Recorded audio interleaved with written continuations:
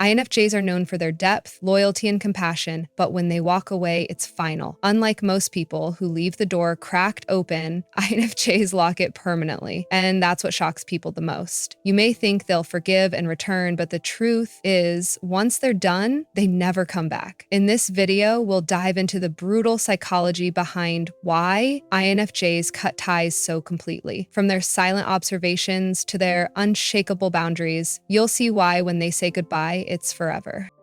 Before we dive in, hit that like button, subscribe to Brainy One, and turn on notifications because this channel is where we uncover the deepest truths about INFJs, the rarest personality type in the world. Now, let's begin. They already gave too many chances. When an INFJ finally disappears from your life, it's almost never a sudden or impulsive decision. On the surface, it might look like they just snapped one day and walked away without warning, but the truth is far different. By the time they leave, they've already given you more chances than most people ever would. INFJs are deeply empathetic by nature. They see potential in others, often more than people see in themselves. This makes them incredibly forgiving at first. They'll excuse your bad day, overlook the harsh comment, and rationalize your mistakes. They want to believe in the best version of you, and because of that, they'll tolerate more than anyone realizes. But here's the catch. While you may think things are fine, the INFJ is silently keeping track. Every broken promise, every time you dismissed their feelings, every time you took them for granted, it all adds up. Unlike people who blow up in the moment, INFJs internalize hurt. They don't usually call it out directly. Instead, they process it quietly, replaying situations in their minds, analyzing the intent behind your words and actions. And when the same patterns repeat enough times, something inside them shifts. Their patience has limits, and once it's reached, there's no turning back. This is why when they walk away, people are so shocked. They didn't see it coming because the INFJ never screamed, never demanded change, never gave ultimatums. They simply gave chance after chance, hoping things would improve. But the moment they realized those chances were wasted, their forgiveness runs dry. And here's the harsh reality. Once an INFJ reaches that breaking point, they don't revisit the past. They don't reopen the door. To them, giving too many chances once was already a mistake, and repeating it would only betray their own growth. So if an INFJ has cut you off, understand this. It wasn't sudden. It was the result of every ignored warning sign, every silent disappointment, and every chance you didn't even realize they gave you. By the time they left, you were already on borrowed time. And when they're done for good. Their trust, once broken, is irreparable. Trust is everything to an INFJ. More than love, more than connection, more than words, trust is the foundation of how they open themselves to another person. And unlike others who may hand it out casually, INFJs give their trust very carefully, often after long observation, deep reflection, and countless small tests that most people don't even realize are happening. When you earn their trust, it's not just permission to stand beside them, it's an invitation into their inner world, a place they rarely let anyone see. This is why betrayal cuts so deeply for them. It's not just about the act itself, it's about what it represents. To an INFJ, breaking trust isn't a mistake you can apologize for, it's a fracture in the very foundation of the relationship. The hardest part? An INFJ may not show you the moment their trust breaks. They won't scream or lash out. Instead, they'll quietly step back, withdrawing little by little until you realize something has shifted. By the time you notice, it's already too late. Because for them, once the trust is gone, rebuilding it feels impossible. It's like trying to unburn a bridge. The structure that once held the relationship together no longer exists. What makes this so final is that INFJs remember everything. Every lie, every inconsistency, every betrayal stays etched in their emotional memory. Even if they forgive you on the surface, they'll never forget. And that memory becomes a wall between you and the part of them you once had access to. People often regret hurting an INFJ because they realize too late that there's no going back. While others might give second or third chances, INFJs treat broken trust as a lesson. They internalize it, they grow from it, and they promise themselves they won't allow the same wound twice. That's why when they're done, they don't circle back, they move forward permanently. So if you ever find yourself losing an INFJ's trust, understand this. It wasn't just a small slip. To them, it was a shattering of something sacred. And once broken, it can't be repaired. Not because they're unforgiving, but because they've learned that protecting their heart means never reopening a door that should have stayed closed. Their silence means they've detached emotionally. When an INFJ goes silent, most people misinterpret it. They assume it's just moodiness or that the INFJ needs a little time to think before re-engaging. But the truth is far more serious. Silence for an INFJ is rarely casual. It's a signal that something has shifted inside them, a sign that they've begun the process of detaching emotionally from you. Unlike others who express hurt through anger, confrontation, or dramatic words, INFJs withdraw. They believe that energy speaks louder than arguments, and so instead of fighting, they retreat into silence. But make no mistake, this isn't passive. It's an intentional act of self-protection. Their silence is the space they create to process the pain you've caused and to start pulling their heart back from the connection. The most unsettling part, you often won't notice the full impact until it's too late. At first, their silence might feel temporary, like they're just taking time to think. But what's really happening is the INFJ is quietly building emotional distance. Each unanswered message, each avoided conversation, each polite response is a step further away from the bond you once had.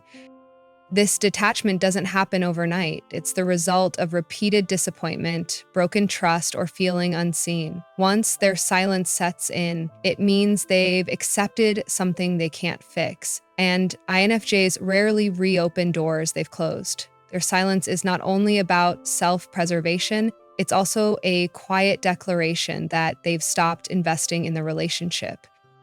For the person on the receiving end, this silence can feel colder and more painful than anger ever could. Anger still means the INFJ cares enough to fight. Silence means they've let go. They don't need to explain, justify, or argue anymore. In their mind, the decision has already been made.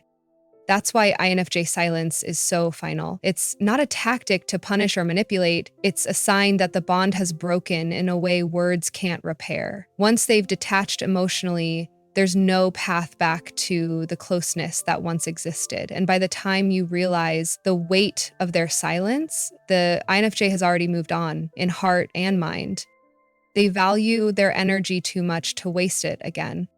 INFJs are known for giving deeply. When they commit to someone, whether it's a relationship, friendship, or family bond, they pour in their emotional energy, time, and loyalty without hesitation. But this depth comes with a cost. It drains them. And once they realize that their energy has been wasted on someone who didn't respect it, they rarely allow themselves to make the same mistake twice.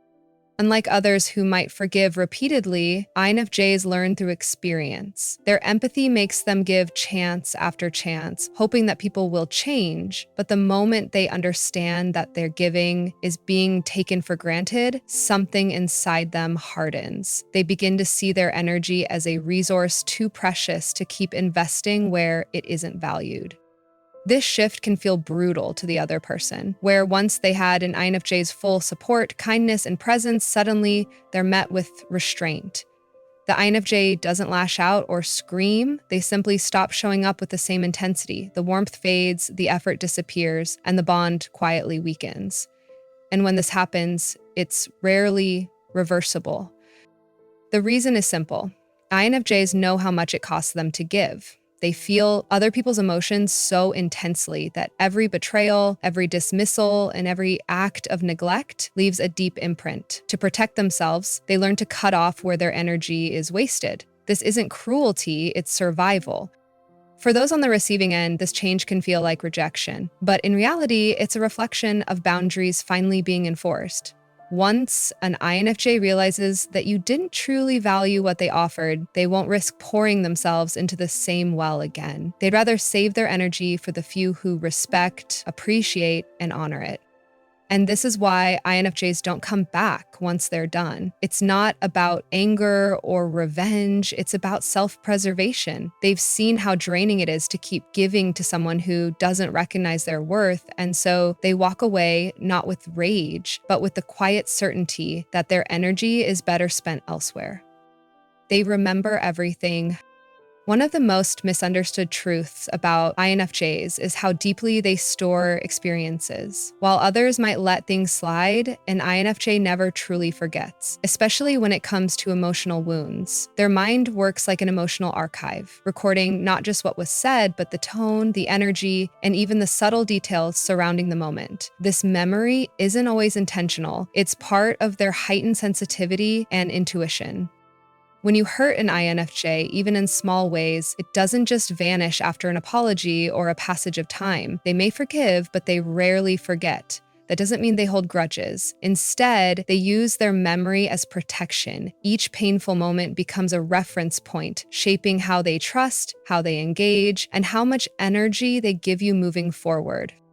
This remembering is not about revenge, it's about survival. For INFJs, every detail matters because patterns matter. If you dismissed them once, they'll be watching to see if you do it again. If you betrayed their trust, no matter how small, they'll notice whether your actions align with your words in the future. Over time, this sharp recollection creates an invisible record of your character in their mind.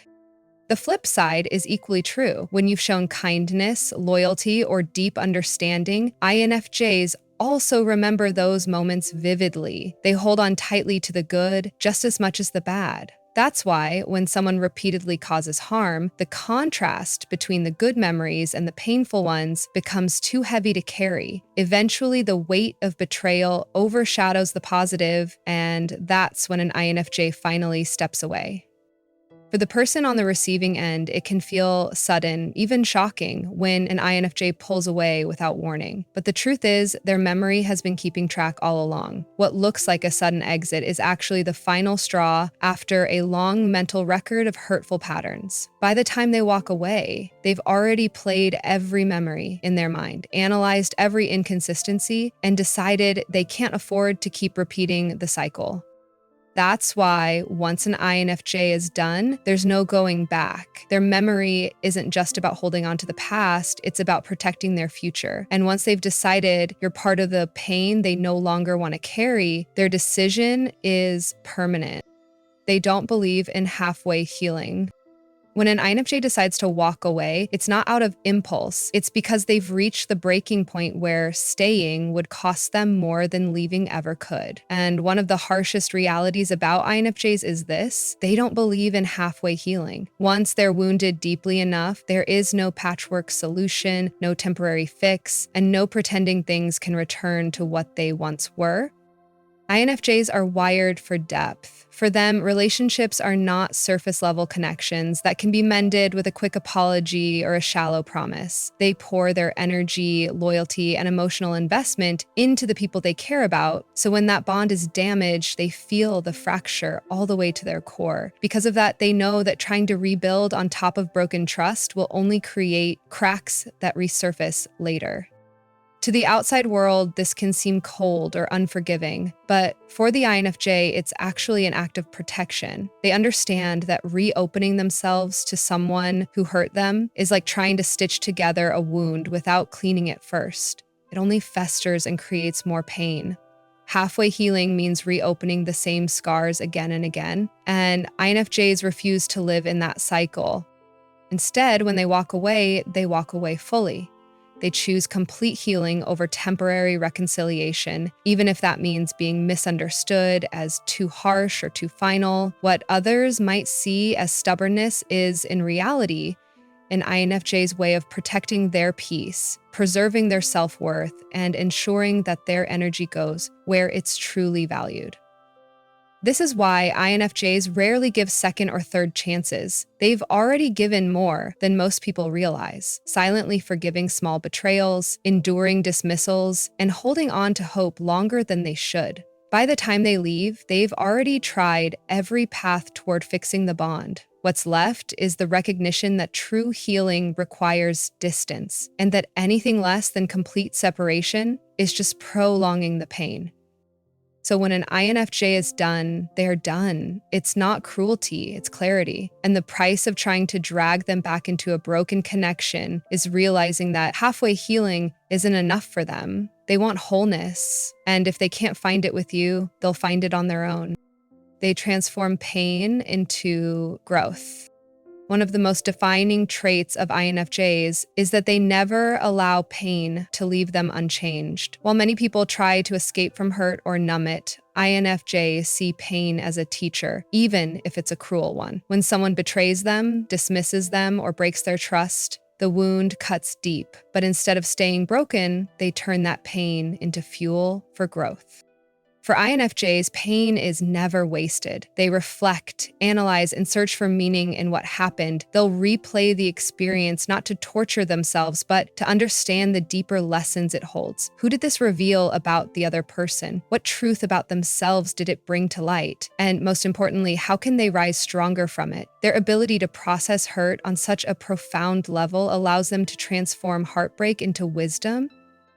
This is why people often underestimate INFJs when they hurt them. They might assume the INFJ will stay stuck in sadness, but in reality, they're evolving in silence. Every disappointment becomes a stepping stone toward clarity, resilience, and greater self-awareness. By the time they're ready to walk away, they're no longer the same fragile person who was wounded. They've already begun their transformation. It's also why INFJs rarely seek revenge. To them, the best response isn't to destroy someone else, it's to rebuild themselves into someone who can't be destroyed so easily again. Their growth becomes their quiet revenge. They don't return to the person who hurt them, because doing so would dishonor the lessons their pain has already taught them. This ability to transform pain into growth is what makes INFJs so resilient. They emerge from struggles with stronger boundaries, deeper empathy, and sharper intuition. While others remain stuck in cycles of bitterness, INFJs turn their scars into maps that guide them forward. It's part of the reason why once they're done with someone, they never come back. Going back would mean undoing the growth they've already fought so hard to achieve. In the end, pain doesn't break INFJs, it remakes them. And every time they walk away from someone who hurt them, they're not just leaving behind a broken connection, they're stepping into a stronger, wiser version of themselves that can't be shaken the same way again. Closure isn't necessary for them. For most people, closure is about getting answers, a final conversation, an apology, or at least some explanation of why things ended. But INFJs don't see closure that way. To them, closure is something they create internally, not something they wait for others to provide. Once they've observed enough, felt enough, and reflected enough, they know when it's time to end a connection, and they don't need anyone else to validate that decision. INFJs are incredibly intuitive. They sense the moment when a relationship is beyond repair, often long before the other person even realizes what's happening. When their trust is broken or their energy is consistently drained, they quietly reach a conclusion. This is done. That internal decision is all the closure they need. They don't need dramatic arguments or drawn-out explanations because, in their mind, the truth has already revealed itself. This is why INFJs often walk away suddenly, leaving people shocked and confused. To the other person, it feels abrupt and unexplained, but to the INFJ, it wasn't sudden at all. It was a slow buildup of small betrayals, disappointments, and unspoken pain. By the time they step away, they've already processed everything internally, sometimes for weeks or months.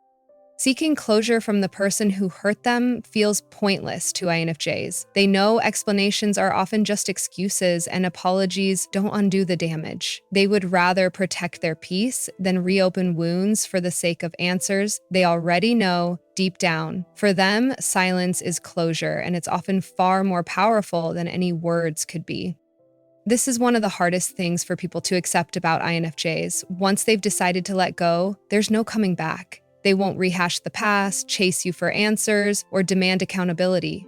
They've already moved forward in their mind and heart, creating their own closure without you, and that's what makes their exit so permanent. They don't just walk away physically, they seal the emotional door behind them. For an INFJ, closure doesn't come from the outside. It comes from their ability to accept the truth, protect their energy, and honor their inner peace above everything else.